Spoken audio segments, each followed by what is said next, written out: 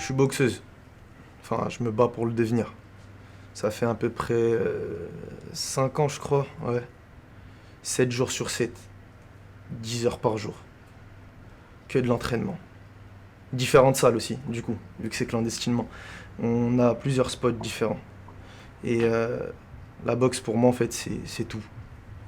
C'est toute ma vie. Et aujourd'hui, si je me bats, c'est pour légaliser les sports de combat pour les hommes. Parce que j'y crois, je me bats pour, et je lâcherai pas. Et je trouve ça injuste que sous prétexte qu'on est des hommes, on n'a pas le droit de boxer ou on n'a pas le droit de faire de sport. Il n'y a pas de raison d'avoir peur en fait.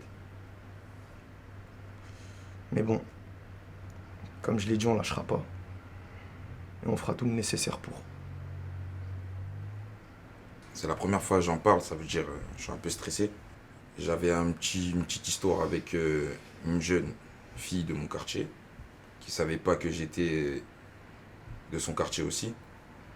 La première question qu'elle m'a demandé c'était est-ce que j'habite dans son quartier pour savoir si j'avais des grandes sœurs ou pas.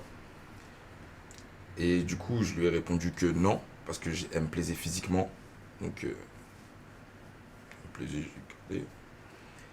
Et j'ai fait une erreur, je lui ai menti, je lui ai pas dit que je venais du même quartier qu'elle. Donc un jour on continue à se parler sur les réseaux, un jour on s'est capté, et ce jour-là, on s'est embrassé. Et bizarrement, quand on s'est embrassé, il y a une jeune fille de mon quartier qui passe et qui nous a vus. Donc du coup, elle est partie balance à ma grande sœur, comme quoi j'avais une relation avec cette jeune fille.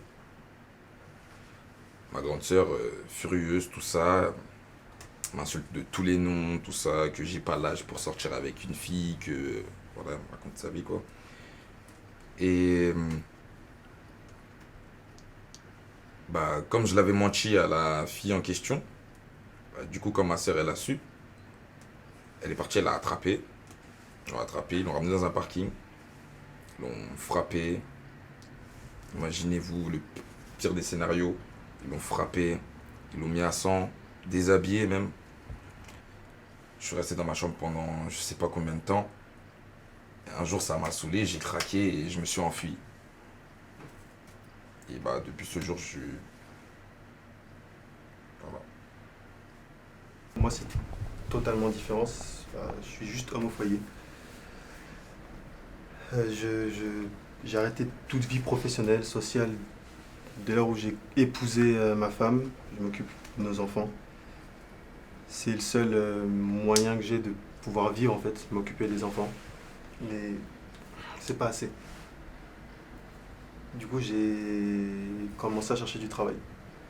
Je vous en parle à vous, parce qu'on est là justement pour essayer d'avancer et j'en ai pas encore parlé à ma femme.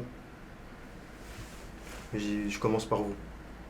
Je le comprends, moi, ma femme, c'est pas facile tout le temps à la maison. Et... Bonjour. Bonjour. Bonjour. Vous faites quoi là? On a une réunion. Ah, vous êtes les garçons des associations des droits des hommes? Ouais, c'est 20 minutes. J'aime beaucoup ce que vous faites, mais j'aurais vraiment besoin que vous libériez la salle.